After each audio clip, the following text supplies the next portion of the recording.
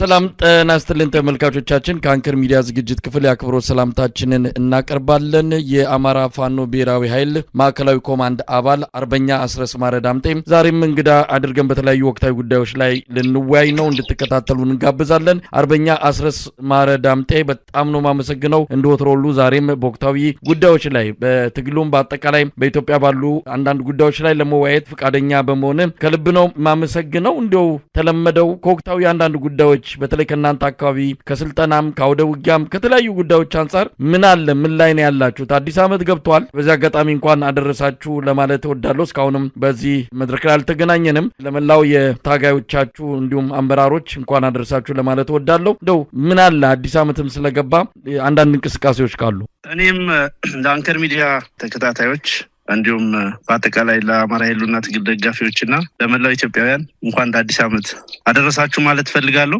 ከሰሞኑ አዳዲስ አውደ ውጊያዎች በተለየ ሁኔታ የሉም። ዛሬ በፋብሃ ምስራቅ አማራ ቀጠና ምኒልክ ዕዝ አንድ አስደናቂ ኦፕሬሽን ሰርቷል። የጠላት ማሰልጠኛ ማዕከል ላይ ዝርዝሩ በህዝብ ግንኙነቶች በኩል ነው የሚቀርበው። ሌሎች የማደራጀትና የስልጠና ስራዎች እንዲሁም ድርጅታዊ ስራዎች እንደቀጠሉ ናቸው። የአማራ ፋኖ ብሔራዊ ኃይል ማዕከላዊ ኮማንድ ቋራ ላይ በነበረው ስምምነት መሰረት ስራዎችን እያከናወነ ነው የሚገኘው። የድርጅቱን ቀሪ ተግባራት እያከናወነና በአጠቃላይ ውይይቶች እና ውሳኔዎች እንደቀጠሉ ናቸው። በየቀጠናው የአዳዲስ የፋኖ ሰራዊት የማሰልጠን የማስመረቅ ተግባራቱም እንደቀጠሉ ናቸው። ትግሉን ከፍ ሊያደርጉ የሚችሉ ወሳኝ ተግባራትን ለማከናወን የሚያበቁ የቅድመ ዝግጅት ስራዎች በሁሉም አካባቢዎች እየተሰሩ ነው ያሉት። መሳይ እንግዲህ አርበኛ አስረስ የአንድነቱ ጉዳይ ብዙዎች በጉጉት የሚጠብቁት ስለሆነ በዚህ አንጻር ወደፊት መልካም ዜና ይዛችሁ ትመጣላችሁ ብዬ ተስፋ አደርጋለሁ። እስቲ ወደ አንዳንድ ጉዳዮች እንመለስ። በተለይም አገዛዙ በከፍተኛ ትኩረት የሰጠበት የግድቡ ጉዳይ አለ። ከግድቡ ጋር ተያይዞም በተለያዩ አካባቢዎች ህዝቡ ወጥቶ ደስታውን እንዲገልጽ አስገዳጅ ማለት ይቻላል። ይሄ በበርካታ ማስረጃዎችም መረጃዎችም የተረጋገጠ ጉዳይ ነው። ሰልፍ እያስወጣ ይገኛል። አዲስ አበባ ሁለት ተካሂዷል። በዚህም ለሴፍቲኔት አገልግሎት የሚያገኙ እናቶችን በመንግስት ጥገኛ እንዲሆኑ የተፈረደባቸው ቤተሰቦች ወጥተው ነው እንግዲህ ሰልፉን ያደረጉት። አሁን በአማራ ክልል ቅስቀሳ እየተደረገ ነው። አባይ ግድብ ተመረቀ ነው። ምናልባት መጠናቀቁም ግድቡ ተሰርቶ እንዳልተጠናቀቀ የሚያሳዩ መረጃዎች እየወጡ ነው። አብይ አህመድ ለፕሮፓጋንዳ ለፖለቲካ ፍጆታ ብሎ ሳይጠናቀቅ ምርቃቱን እንዳከናወነ ነው የሚነገረው። ለማንኛውም የኢትዮጵያ ህዝብ ተደስቷል። ደስታው የጋራችን ቢሆንም ግን ለፖለቲካ ፍጆታ የዋለ ግድብ ነው። ለዚህ ደስታችሁን ግለጹ ተብለው በየከተማ ሰልፍ እየተጠራ ነው። እንዴት አየው አስረስ? አመሰግናለሁ መሰለኝ። እንግዲህ አብይ አህመድ የነበረውን የፖለቲካ ቅቡልነት ካርዶች ሙሉ በሙሉ ጨርሷቸዋል። እጅግ በጣም በሚያሳዝን ሁኔታ ያን ያክል ደማቅ አቀባበል ያደረገለትን የደገፈውን ህዝብ በሚያሳዝን ሁኔታ በመጨፍጨፍ በሽብር ተግባር ላይ በመሰማራት ላለፉት 7 ዓመታት የእርስ በርስ ጦርነቶችን በማጧጧፍ በርካታ ውድመት ሀገሪቱ ላይ አድርሷል። የሀገሪቱን የዲፕሎማሲ እርሾ በሙሉ አሟጦ ጨርሷል። ያለው ብቸኛ ካርድ ይሄ ግድብ ነበረ። ስለ ግድቡ ካነሳን አይቀር እንግዲህ አስቸጋሪው ነገር የነበረው እውነት ለመናገር በተለይ የግብጾች ተጽዕኖ ከፍተኛ ስለነበረን ዓለም አቀፍ ተሰሚነታቸውን ከባድ ስለነበረ በአረብ ሊግ ላይ ያላቸው ተሰሚነት፣ በአሜሪካኖች ያላቸው ተሰሚነት፣ ያላቸው ጂኦፖለቲካዊ አድቫንቴጅ ይታወቃል። ያንን ተቋቁሞ ግድቡን መጀመር ከባድ ነገር እንደነበረ ይታወቃል። እንግዲህ በጊዜው የነበሩት መሪዎችና የነበረው መንግስት ያንን ማድረግ ችሎ ነበረ። አብይ አህመድ ግን ምረቃው ላይ እንኳን እንግዶችን ማምጣት ያልቻለ ኮስማና የፖለቲካ ኩስምንና ውስጥ ያለ ግለሰብ ነው። እንደምታውቀው ዓለምን ዙሯል። የግድቡ ምረቃ ላይ በርካታ መሪዎች፣ የዓለም አቀፍ ተቋማት መሪዎች ጭምር እንዲገኙለት በማሰብ በአካል ዙሯል። በኤምባሲዎቹ በኩል ጠይቋል፣ በደብዳቤ ጠይቋል፣ ሎቢስቶችን አሰማርቷል። በጣም ብዙ ጥረቶችን አድርጓል። ነገር ግን በዚህ ምስራቅ አፍሪካ ቀጠና ካሉ 2-3 ሀገራት በስተቀር ይህ ነው የሚባል ሰው ቦታው ላይ ተገኝቶ ሊመርቅለት ባለመቻሉ ከፍተኛ ቁጭትና ኪሳራ ውስጥ ነው የገባ። በአጠቃላይ የአባይ ግድብ ሌጋሲን የአብይ አህመድ ሌጋሲ ለማድረግ ያልተደረገ ነገር ያልተሞከረ ነገር የለም። ያልተሰራ ዶክመንተሪ የለም። ኢንጂነር ስመኘውን ከመግደል ጀምሮ ግድቡ እንዳልተሰራ ባዶ እንደሆነ ዜሮ እንደሆነ ከማውራት ጀምሮ ገና ስልጣን ላይ ከወጣበት ማግስት ጀምሮ አንደኛው የቅቡልነት መነሻ አድርጎ ለመውሰድ ከፍተኛ ጥረት ያደረገበት የዚህ ግድብ ጉዳይ ነው። ሆኖም አልተሳካለትም። እንዳነሳሁት ምረቃው ላይ እንኳን ያንን ማድረግ አልቻለም። አሁንም ሌላ የፖለቲካ ካርድ ስለሌለው፣ ሌላ ለዚህ ህዝብ ዴሊቨር የሚያደርገው አንዳችም ፖለቲካ ምላሽ ስለሌለው ይህንኑ የግድቡን ሁኔታ ይዞ መቆየት ፈልጓል። በዛ ምክንያት አዲስ አበባን ጨምሮ በሁሉም የክልል ከተሞች የመንግስት ሰራተኞችን በማስገደድ ደሞዛቸው ጭምር እየተቆረጠ ጉልት የሚሰሩ እናቶችን ከእጅ ወዳፍ የዕለት ጉርሳቸውን ሰርተው የሚኖሩትን የንግድ ፍቃድም እንዳይኖራቸው የገበያ ላይ እንዳይሰሩ በማድረግ አጠቃላይ ባለው መንግስታዊ መዋቅር በመጨቆንና ፓኒሽ በማድረግ በግዴታ እዚህ ሰልፍ ላይ እንዲገኙ ጥረት እያደረገ ነው። ከዚህም ቀጥሎ ሌሎች የሚያነሳቸው እንደዚህ ሀገር አቀፍ የሚመስሉ አጀንዳዎች አሉት። አንድም ጫና ሳያደርግ በህዝቡ ነጻ ፈቃድና ሙሉ ፍላጎት ደማቅ ሰልፍ ተደርጎለት ያውቃል። አብይ አህመድ ስልጣን ላይ እንደመጣ ብዙዎቻችን ደግፈነውም እናውቃለን። በጊዜው አሸባሪዎች እኛ ነን፣ ኢትዮጵያ መለወጥ አለባት፣ ህገ መንግስቱ መቀየር አለበት፣ ሀገር ብሔራዊ መግባባት መፈጠር አለበት ብሎ በኢናጉሬሽኑ ጊዜ በገባው ቃለ መሐላ መሰረት ያንን ተስፋ በማድረግ ያንን ፕሮሚስ በመስማት እና ይፈጽም የነበረውን ጭቆና በመቃወም በዛ የለውጥ ትኩሳትና ፍላጎት ውስጥ ሆኖ ሰፊው የኢትዮጵያ ህዝብ ከፍተኛ በሰልፍ በአደባባይ ደማቅ ድጋፍ አድርጎለት ነበር። ያ ድጋፍ ለመጥፋት ወራቶች አልፈጁበትም አብይ አህመድ ያንን ድጋፍ ለማጣት። ስለዚህ ያንን ያጣውን ነገር ዛሬ በጉልበት አገኛለሁ ብሎ ነው ይህንን ሁሉ ርብርብ እያደረገ ያለው። የሆነው ነው ህዝቡ በነጻ ፈቃዱ የማያደርገው ሰልፍ ስለሆነ፣ ከዛም ባሻገር ደግሞ የግድቡ ሁኔታ አብይ አህመድ በሱ አቅም፣ በሱ ሀሳብ አመንጭነት፣ በሱ የማኔጅመንት ችሎታ የፈጠረው አለመሆኑን ህዝቡ በሚገባ ስለሚያውቅ፣ ይልቁንም አብይ አህመድ እዚህ ሀገር ስልጣን ላይ በቆየ ቁጥር በየዕለቱ የኢትዮጵያ ሁኔታ እጅግ አስቸጋሪ ቅርቃር ውስጥ እየገባ መሆኑን ስለሚረዳ የኢትዮጵያ ህዝብ ይሄ ተገዶ ከሚወጣው እና ለዕለት ጉርሱ ብሎ በየአደባባይ ተገዶ ከየቤቱ በሚሊሻ እየተገደደ ከሚወጣው ህዝብ በስተቀር የትኛው ማህበረሰብ በነጻ ፈቃዱ አብይ አህመድን ለመደገፍ ወደ አደባባዮቹ እየወጣ አይደለም ማለት ነው። እንግዲህ አስረስ የግድቡ ብቻ ሳይሆን ከግድቡ ወደ ወደቡ የሚልም መሪ ቃል ተዘጋጅቶ በቲሸርት በመፈክር አዲስ አበባ ላይ የታየ ነው። እንዲህ አይነትም መጠነ ሰፊ ዘመቻ በብልጽግናው መንደር ተጀምሯል። ይሄ የአብይ አህመድና አጠገቡ ያሉ ወታደራዊና የፖለቲካ አመራሮች እንግዲህ ቀጣዩ አቅጣጫችን ወደቡ ነው በሚልም የህዝቡን አእምሮ የህዝቡን ትኩረት አቅጣጫ በመውሰድ ሰው ስለ ቀለቡ ስለ ሆዱ ስለ ችግሩ እንዳያስብ ለማድረግ ሌላ አጀንዳም ተመዟል። እንግዲህ ወደቡ ጉዳይ ደግሞ ከጎረቤት ሀገር ኤርትራ ጋር እንደውም አጠቃላይ የአፍሪካውን ቀንድም ጭምር የሚያምስ አጀንዳ ስለሆነ አብይ አህመድ በእንደዚህ አይነት ቀውስ ውስጥ ነው በስልጣን መቆየት የሚችለውና ይህንንም አጀንዳ ይዞ መጥቷል። ምን ያህል ይሳካለታል እንግዲህ አብረን በቀጣይ የምናየው ይሆናል። ምናልባት በዚህ ጉዳይ ላይ የምትለው ነገር ካለ? እንግዲህ አብይ አህመድ በአገር ውስጥ ጦርነት በተለይ በፋኖ ተጋድሎ በከፍተኛ ሁኔታ እየተፈተነ ራሱን ባመነው ጭምር እናንተ በቅርቡ እንዳጋራችሁት ከ60 ሺህ በላይ ሰራዊት የፋኖ ተጋድሎ ከጀመረ ጊዜ ጀምሮ ከ60 ሺህ በላይ ሰራዊት አሰማርቷል፣ አስመርቆ አሰማርቷል። ነገር ግን ከ74 ሺህ በላይ ደግሞ ኢፌክት እንዳደረገበት እንደከዳበት በራሱ አረጋግጧል። ያሰማራቸው ጀነራሎችና የጦር መኮንኖች የግል ሀብት እያካበቱ እንደሆነ በአጠቃላይ ጦርነቱን እየተሸነፈ መሆኑን ከፍተኛ በጀት ቢያፈስበትም ከፍተኛ የሰው ኃይል ቢያፈስበትም እየተሸነፈ መሆኑን እንዳረጋገጠ በራሱ ግምገማ ጭምር ከሰሞኑ አጀንዳ ሆኖ የቆየ ጉዳይ ነው። ስለዚህ ይህንን የውስጥ ጉዳይ የውስጥ ትኩሳቱን አቅጣጫ ለማስቀየር አስቦ ልክ ብሔራዊ ስሜት ያለው ልክ የኢትዮጵያ ጥቅም የሚያሳስበው መሪ ለመምሰል እንግዲህ እንደምታውቀው ላለፉት 7 ዓመታት ከአሶሳ ወደ አዲስ አበባ የሚወስደው ትልቁ መንገድ ከአንድ የክልል ከተማ ወደ አዲስ አበባ የሚወስደው መንገድ ሙሉ በሙሉ ተዘግቶ ነው ያለው። ከጎጃም አቅጣጫ ወደ አዲስ አበባ መግባት በሞት ቀዳዳ የማለፍ ያክል በዘንዶ ጉሮሮ የማለፍ ያክል ከባድ የሆነበት ሁኔታ ላይ ነው ያለው። ማንም ሰው አዲስ አበባ ደርሶ እንደሚመለስ ወይም መግባት እንደሚችል እርግጠኛ አይደለም። በአጠቃላይ አገሪቱ ላይ በየብስ የሚደረገው እንቅስቃሴ ጤናማ ያልሆነ ሰላሙ ያልተጠበቀ በሆነበት ነባራዊ ሁኔታ ውስጥ ነው እንግዲህ አብይ አህመድ ይህንን ማረጋጋት ያልቻለ ደካማ መሪ ቀይ ባህርን አመጣለሁ የባህር በር አመጣለሁ እያለ የሚያወራው በአጠቃላይ ስልጣኑን ለማቆየት ወይ ደግሞ የኢትዮጵያውያንን ስስ ልብ ለማግኘት የሚያደርገው መፍጨርጨር ካልሆነ በስተቀር አብይ አህመድ ኢትዮጵያዊ ብሔርተኛም አይደለም። በአጠቃላይ ለኢትዮጵያም ቀናኢ ፍላጎት ያለው ሰው ነው ማለት አይቻልም። በዚህ መሃል የሆነ ነገር ቢሳካለት የግሉ ሌጋሲ እንዲኖረው ወይ ቀይ ባህር ላይ በጀልባ ተንሸራሽሮ እሱ ቪዲዮ ቀርጦ ለማሳየት እና ራሱን ለማስደሰት ምኞት ሊኖረው ይችላል። በጥቅሉ ግን ለኢትዮጵያ ብሔራዊ ስሜት የሚያስብ አይደለም። በበርካታ አካባቢዎች የኢትዮጵያ ዳር ድንበር ተደፍሮ ቴሪቶሪያል ኢንቴግሪቲዋ በዛ ደረጃ ተደፍሮ ባለበት ሁኔታ ውስጥ ነው እንግዲህ ስለ ቀይ ባህር እያወራ ያለው።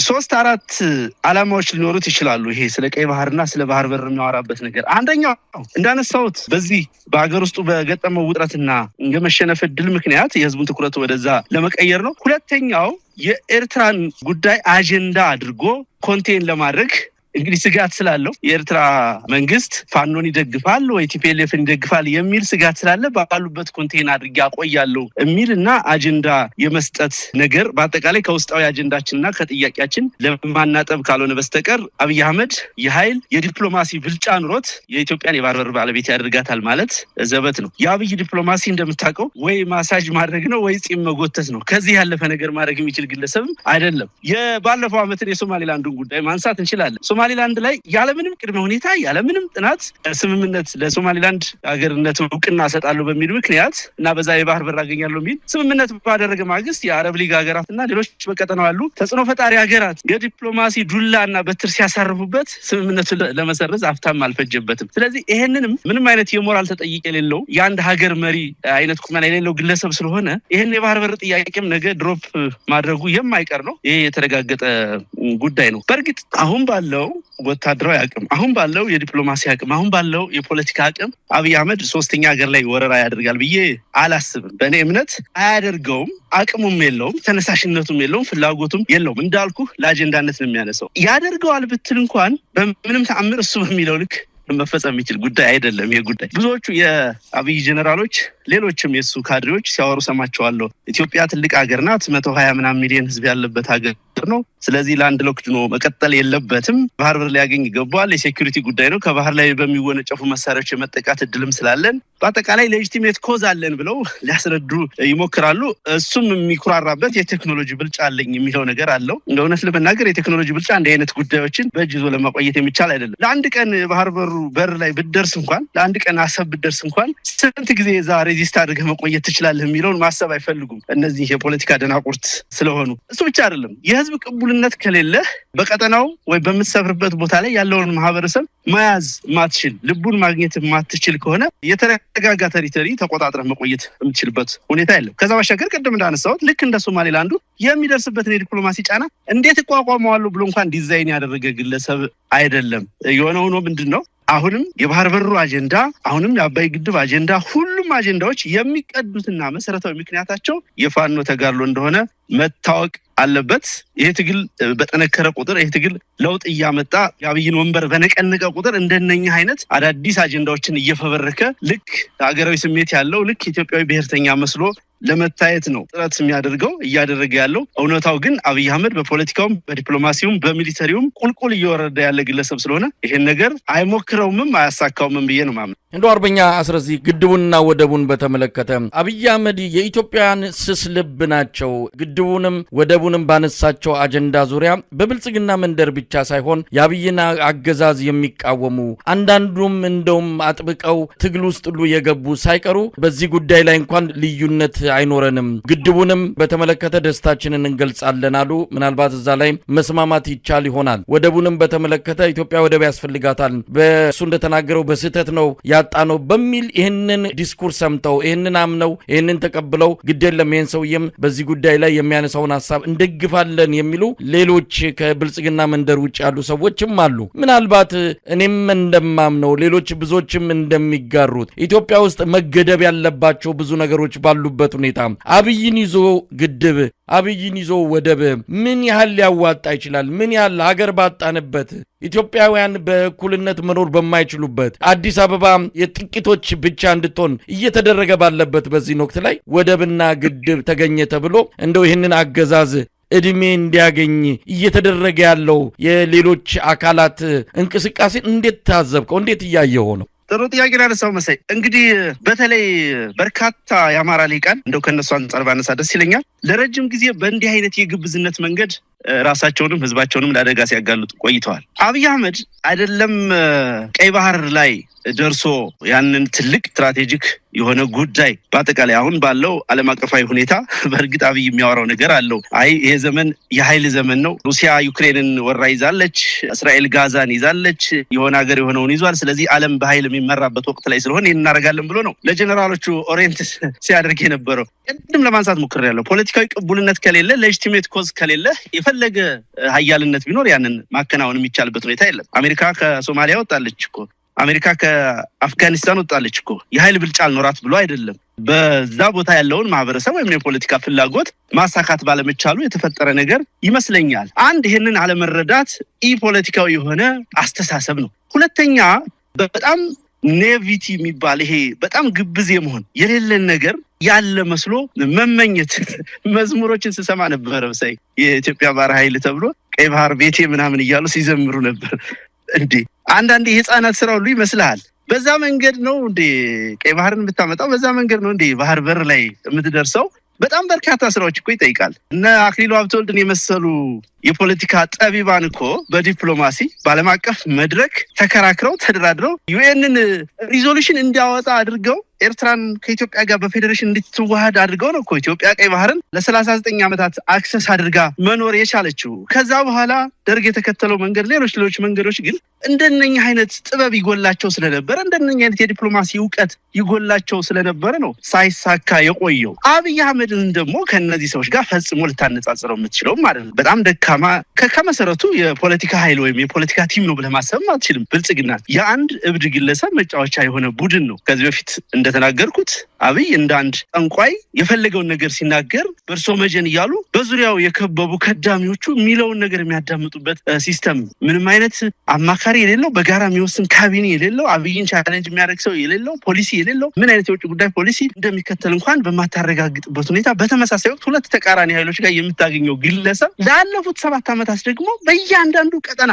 በህግ ሳይሆን በኮማንድ ፖስት በአስቸኳይ ጊዜ አዋጅ ሀገሪቱን የመራ የኢትዮጵያ ህጎች፣ አዋጆች ህገ መንግስቱን ጨምሮ ተተግብረው አያውቁም። ለምን? ሁሉም ቦታ ጦርነት አለ፣ ሁሉም ቦታ ቀውስ አለ፣ ሁሉም ቦታ መንግስታዊ ሽብር አለ። በዚህ ምክንያት ሁሉም ቀጠና በኮማንድ ፖስት፣ ሁሉም ቀጠና በአስቸኳይ ጊዜ አዋጅ በቀውስ ውስጥ ያለ የቀውስ መንግስት ነው። ይህ አገዛዝ እንዴት ነው ለራሱ ህዝብ ዋስትና ያልሰጠ የራሱን ህዝብ ሲጨፈጨፍ የሚውል በድሮን የሚገድል ሴቶችን የሚደፍር ይህን ሰራዊት የሚያሰማራ ግለሰብ ምንም አይነት ኃላፊነት የማይሰማው አንድን ህዝብ ከሌላው ህዝብ ለማጋጨት በንግግርም በተግባርም የሚሰራ የራሱ የአንድ የክልል መንግስት ላይ አማጺ ቡድን የሚያደራጅ እንደዚህ አይነት መሪ ተይዞ ነው ወይ ቀይ ባህር የሚደረሰው? እንደነዚህ አይነት ሁኔታዎች ባሉበት ነባራዊ ሁኔታ አብይ አህመድ ቀይ ባህር ያደርሰናል፣ የባህር በር ያመጣልናል ብለው የሚያስቡ የፖለቲካ ቡድኖችና ግለሰቦች ጋር ተጣብቆ መኖር ይፈልጋል። እውነትን መሸሽ የሚፈልግ ሰው አለ። እነዚህ እውነትንም የሚሸሹ ፖለቲካም የማያውቁ ያለውን ዓለም አቀፍ ተጨባጭ ሁኔታም የማይረዱ ስለሆኑ ቁርጣችሁን ወቁ። አብይ አህመድ ይህን የማድረግ አቅምም ወኔም ፍላጎትም ብሔራዊ ስሜትም የለውም። አሸባሪ ነው። ሊትራሊ አብይ አህመድ አሸባሪ ግለሰብ ነው። ልንታገለው የሚገባ ግለሰብ እንጂ የሚያመጣውን አጀንዳ ልናሻሽጥለት የሚገባ ግለሰብ አይደለም እላለሁ። እንግዲህ አስረስ ምናልባት ቀደም ሲልም አንተ የገለጽከው እንዲሁ ወደ ባህር በር አመጣለሁ የሚለው ከቅርብ ጊዜ ወዲህ የተመታ ያለው ከበሮ እንዲሁ የአየር ለመያዝና የህዝቡን ትኩረት አቅጣጫ ወደ ሌላ ለማድረግ መንግስትን እናወርዳለን፣ መንግስትን በህዝባዊ ቢተኝነት እንጥለዋለን የሚል ማህበረሰብ አንድ አይነት ድምጽ እንዳይኖረው ለመከፋፈል ታለመ እንጂ ወደ ኤርትራ ጦር አዝምቶ አሰብን ባህር በሩን ይመልሳል የሚል ግምት የለም የሚል አይነት እንደምታ ያለው አስተያየት ነው የሰጠው። ይህንንም የሚጋሩ ወገኖች አሉ። ታዲያ ይሄ ሁሉ ማሰልጠን፣ ይሄ ሁሉ ዛቻ፣ ይሄ ሁሉ ድሮን አመረትን፣ መሳሪያ አመረትን፣ የሰራዊት ትዕይንቱ በራሱ ለከፍተኛ ጦርነት እየተዘጋጀን ነው ከሚለው መገለጫ ጋር እየቀረበ ነው ያለውና ታዲያ ለምንድን ነው ዛሬ እንደሰማነው ከሆነ አፍሪካን ኢንተለጀንስ ከኤርትራ ጋር በተያያዘ ለሚኖረው ማንኛውም ነገር ከጦርነትም ሊሆን ይችላል ሌላም ነገር ልዩ ኮማንድ ፖስት አብይ አህመድ እንዳቋቋመ ነው የተገለጸው? ለምን አስፈለገ የሚልም ጥያቄ ይነሳል። ከዚህ አንጻር ለማንኛውም ታዲያ ሁሉ ግርግር ለምንድን ነው? እናንተን ለማስፈራራት ወይስ ለምን? በሌላ በኩል የሚነሳም አለ ከዚህ ከወደቡ ጋር በተያያዘ እናንተንም ነጥብ እናስጥላለን የሚልም አጀንዳ አለው። የኢትዮጵያ ህዝብ ለወደብ ያለውን ስስ ልብ ከግምት አስገብተን ይህን አጀንዳ ብናነሳና ፋኖ ቢቃወም የበለጠ ከህዝብ ልብ ውስጥ እንዲተፋ እናደርገዋለን የሚልም አንዳንድ መድረኮች ላይ የሚነሱ አስተያየቶችንም ሰምተናል። እስቲ እነዚህን ሁለት ነገሮች እንዴት ታያቸዋል? ነካክቸዋለሁ ቅድም። በእርግጥ ምንድነው መሰለ ይህ ጦርነት አብይ አህመድ ከፋኖ ጋር ጦርነት ከገባበት ጊዜ ጀምሮ በዚህ በቀጠናው ጉዳይ የወሰናቸውና ያደረጋቸው እንቅስቃሴዎች ብቸኛ ምክንያታቸው ይሄ ተጋድሎ ነው። ብቸኛ ምክንያታቸው የፋኖ ተጋድሎ ነው። እሱ ብቻ አይደለም። ነሐሴ መጨረሻ ላይ ኮራ እና የክፍለ ጦር የእዝ መሪዎችን መከላከያ አመራሮችን ሰብስቦ የወሰነው ውሳኔ በቀጥታ ወደ አሰብ ማርች እንደሚያረጉና እዛ ጥቃት እንደሚከፍቱ ቀይ ባህርን እንደሚይዙ ነው ኦሪንቴሽን የሰጠው። እንደገና ተመልሶ በቀናት ውስጥ ነው ሐሳብ ቀይሮ ሌላ በጠባብ ሰርክል ሌላ ውሳኔ የወሰነው። አንድ ነገር መታወቅ ያለበት አብይ የምናገረው ነገር ሳይፈጸም ቀረ ብሎ ህሊናው የሚወቅሰው ግለሰብ አይደለም። በፈለገው ሰዓት የፈለገውን ነገር ሲናገራል። የዛንን ተቃራኒ ነገር ደግሞ ለመናገር ምንም የማይገደው ግለሰብ ነው። ስለዚህ በዋናነት የተፈለገው ይሄ ግርግር ይሄ ቀደም እኮ ሳነሳ ነበረ ከ60 ሺህ በላይ አስመርቆ በትኗል ወደ አማራ ክልል ከፋኖ ጋር አዋግቷል። የለም ያ ሰራዊት አሁን ያለውም በየቀኑ እያለቀ ነው። ሰራዊቱን የሚያሰለጥነው እና የሚያሰማራው ፋኖ ጋር እንዲዋጋለት ነው። ይሄ ነው ቁጥር 1 ጠላቱ ብሎ ያሰበው ቁጥር 1 እዋጋዋለሁ ብሎ ያሰበው ቁጥር 1 የአብይ አህመድ ስጋት ብሎ የሚያስበው ፋኖን ነው። ብዙዎች እንደሚገምቱት ኤርትራ መንግስት ወይ ሌሎች ኃይሎች አይደሉም። ይሄ በተግባር የተረጋገጠ ነው። ዛሬ አማራ ክልል በሚባለው አካባቢ ከሁሉም ጫፍ ከአንዱ ጫፍ እስከ አንዱ ጫፍ ድረስ በየቀኑ የውጊያ ፍሮንቶች አሉ። በየቀኑ ሰራዊቱ እየከዳ ነው። በየቀኑ እየተማረከ ነው፣ እየተደመሰሰ ነው። ስለዚህ ብቸኛ ስጋቱ ወይም ትልቁ ስጋቱ ይሄ ስለሆነ ይሄንን ትኩረት ለመቀልበስ በተለይም የዚህ ትግል ባለቤት የሆነው የአማራ ህዝብ ስለ ወደብ ስለ ግድብ ሲነሳ ስስልብ ይኖረዋልና ወደዛ ትኩረቱን እቀይራለሁ በሚል ፖለቲካ አጀንዳ ለመስጠት፣ በሌላ በኩል ደግሞ ለኤርትራ መንግስትም ሌላ አጀንዳ ለመስጠት አስቦ የሚያደርገው መፍጨርጨር እንጂ ተግባራዊ የሚደረግ ነገር አይደለም። ስለዚህ መሰረታዊ ምንጩ ይሄ ነው። ግድቡን በተመለከተም የአብይ አህመድ ሌጋሲ አይደለም። እንደው ቴክኒካል ነገሩ ላይ በቂ መረጃ ስለሌለኝ አልገባበትም እንጂ የተቀነሱ ተርባይኖች እንዳሉ ይታወቃል። የፈጀው ጊዜ ይታወቃል። በመሃል አሜሪካኖችንና የዓለም ባንክን አስገብቶ የፈጸመው ብልሽት ይታወቃል። ግድቡ በተፈለገው ጊዜ እንዳይጠናቀቅም እንዳይሰራም አብይ አህመድ ብዙ ጥፋት ፈጽሟል።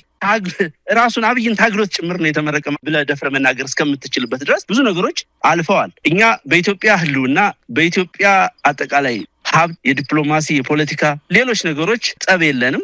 በኢትዮጵያ ህልውና ላይም ጥያቄ የለንም። የፋኖ ተጋድሎ በዚህ ረገድ የሚታማ አይደለም። ስለዚህ እሱ ብዙ ነገር ሊያስብ ይችላል። በዛ ሁኔታ የኢትዮጵያን ብሔራዊ ጥቅም ይጻረራሉ ተብለን የምንፈረጅም የምንጠረጠርም አይደለም። አሁን ያለው የፋኖ አደረጃጀት በተጨባጭ ከዛ ጋር የሚጋጭ ነገርም የለውም። እንዳልኩ ግን መሰረታዊ ምክንያቱ እነኚህ ሁሉ ዝግጅቶችና ግርግሮች አብይ አህመድ ትኩረቱን ወደዛ ለመውሰድ አስቦ በአጠቃላይ የፋኖን ተጋድሎ የሚደግፈው ማህበረሰብ ከአጀንዳው ለማናጠብ ስራዬ ብሎ የሚያደርገው ነገር እንደሆነ ነው የሚሰማኝ። እንግዲህ አስረስ፣ ሌላው ሰሞኑን በጣም መነጋገሪያ የሆነ ጉዳይ አለ። የትምህርቱ ጉዳይ ያው ትምህርቱ በተለይ በአማራ ክልል እናንተም እየተወቀሳችሁ ትምህርቱ በአግባቡ እንዳይካሄድ ተማሪዎችም በአግባቡ ትምህርታቸውን ተከታትለው ውጤት እንዳያመጡ ተፈጠረው የጦርነት አውድ ትልቅ አሉታዊ ተጽዕኖ ፈጥሯል በሚልም ትወቀሳላችሁ። ለማንኛውም በአገር አቀፍ ደረጃ ትምህርት ሚኒስቴር እንዳሳወቀው ከሆነ ከተፈተኑት ውስጥ 8% ብቻ ውጤት አምጥተው እንዳለፉ ነው የተገለጸው። እጅግ ቅስም ሰባሪ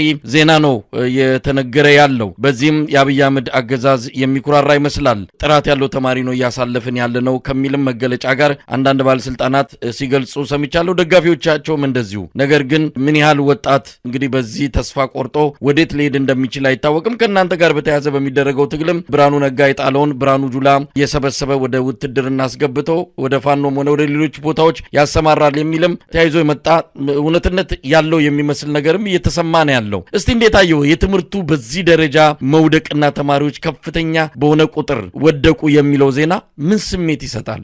እንግዲህ እንዳነሳሁት ነው የአብይ አህመድ ቡድን ካቢኔ አጠቃላይ ለዚህ ሀገር አንዳችም ትሩፋት ይዞ ይመጣል ብዬ አላምንም። በአጠቃላይ የሚከተሉት በሙሉ የጥፋት መንገድ ነው። የብልጽግና የትምህርት ካሪክለምም ኢትዮጵያን የሚያሻግር በብዙ መንገድ ለውጥ ሊያመጣ የሚችል እንዳልሆነ ነው ማውቀው። በተደጋጋሚ እንግዲህ የተማሪ መውደቅ መነሳት የቁጥር የምናምን ጨዋታ አይደለም። የትምህርት ጥራትን አሻሽያለሁ ያለ መንግስት ነኝ የሚል ቡድን ትምህርት አሰጣጥ ሁኔታን ከቀየረ በዚህ ደረጃ ተማሪዎች እንዳያልፉ ለምን ይደረጋል የሚለው በራሱ የፖሊሲውን ውድቀት በቀጥታ የሚያሳይ ነው። እንዳነሳው በሌላ በኩል የሚቀለደውም ቀላል አይደለም። ብርሃኑ ነጋ የጣለውም ብርሃኑ ጁላ ያልከኝም እሱም እንደቀላል የሚወሰድ አይደለም። የሀገሪቱ ወጣት በየቀኑ ለጦርነት እየተማገደ ነው ያለው።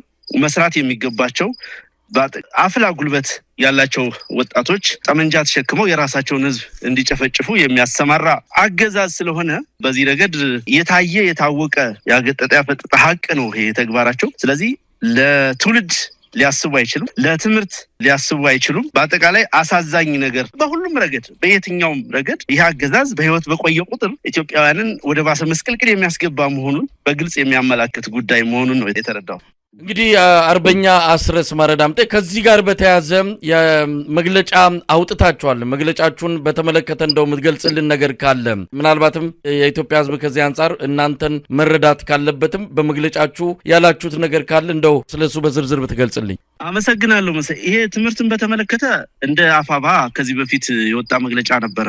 ትምህርት ቤቶች ከወታደራዊ ካምፕ ነፃ ሆነው ትምህርት ይሰጥ የሚል መግለጫ አውጥተናል፣ ወጥቶ ነበር። አሁን በቅርቡ ባወጣ ነው መስከረም 3 ባወጣ ነው ደግሞ ትንሽ ዘርዘር ያለ አድርገናል። በአጠቃላይ ያ ነገር እንዴት እንደሚፈጸም በግልጽ የሚያመላክት ጉዳይ ነው። ስለ ትምህርት ሲነሳ ብዙዎቹ ወቀሳ ያነሳሉ በፋኖ ላይ ትምህርት እንዳይሰጥ አደረገ የሚል። ይሄ እውነት ለመናገር ነባራዊ ሁኔታውን መሸሽም ጭምር ይመስለኛል።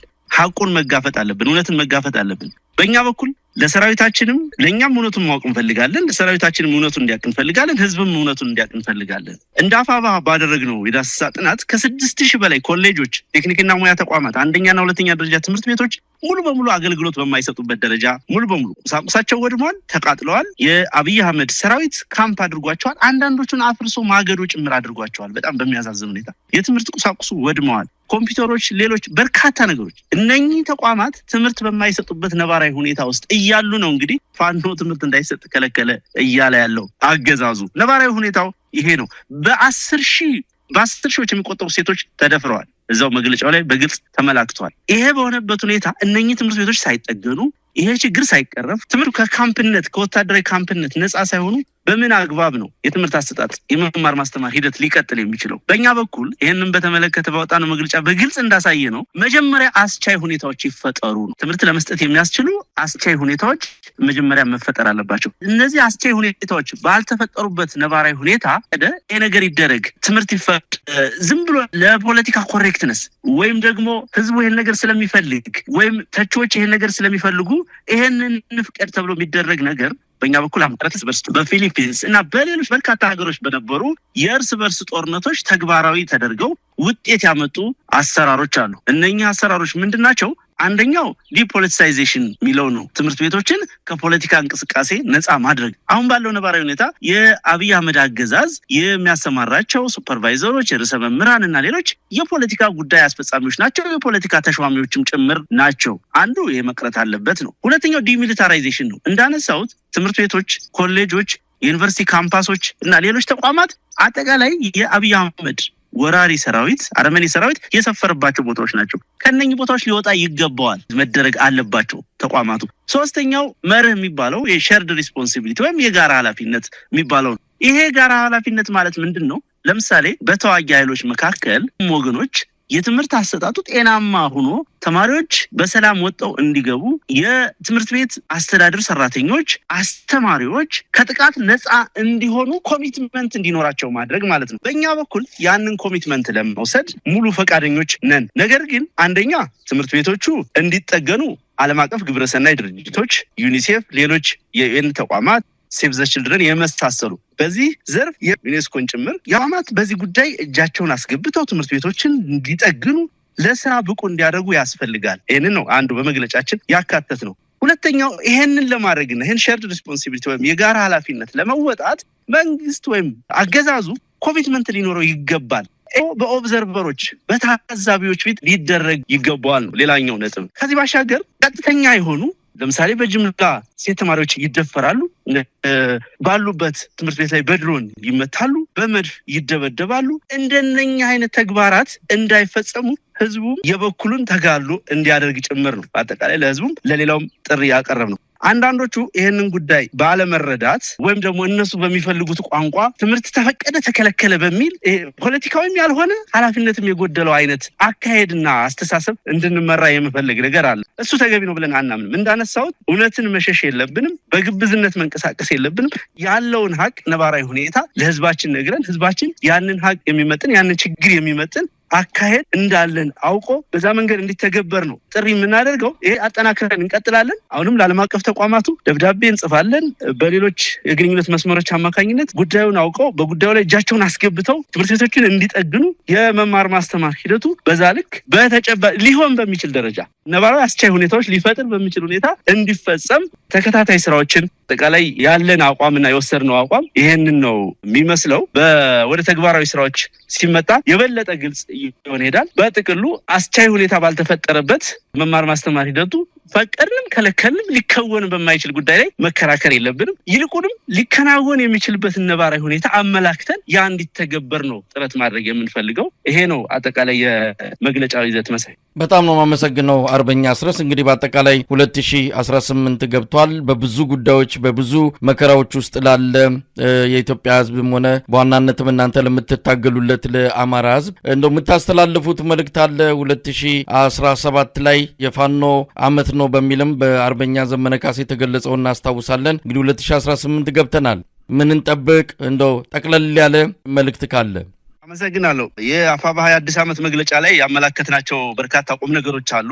ከነኛ መካከል አንደኛው ዲያስፖራው ማህበረሰብ እንደ አዲስ መነቃነቅ እንዳለበት የተመላከተ ነገር አለ። እሱን አሁንም በድጋሚ ጥሪ ማድረግ ፈልጋለሁ። በእርግጥ በእኛም የውስጥ ችግር ምክንያት፣ በሌሎችም ምክንያት መከፋት፣ መድከም አለ፣ ብዙ መዛል አለ።